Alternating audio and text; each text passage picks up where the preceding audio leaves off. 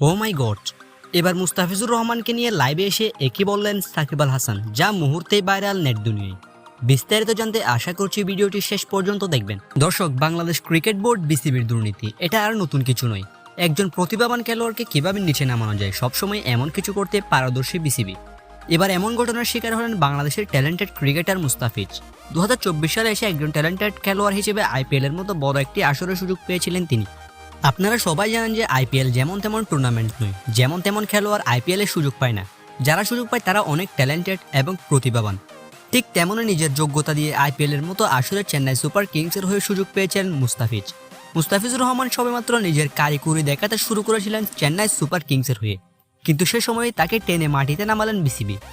দর্শক, চেন্নাইয়ের হয়ে অসাধারণ ছন্দে থাকা মুস্তাফিজকে আইপিএল এর মধ্যপথ হতে জিম্বাবুয়ে সিরিজের মতো বাহানা দিয়ে দেশে নিয়ে এসেছে বিসিবি।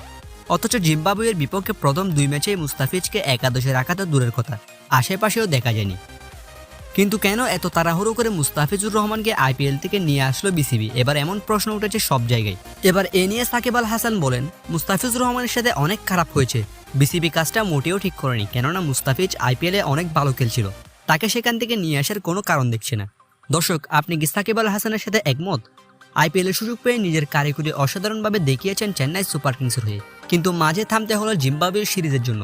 দর্শক, সাকিব আল হাসানের এমন কথায় আপনার মন্তব্য কি? আপনি কি একমত? ভিডিওর কমেন্ট বক্সে জানিয়ে দিন।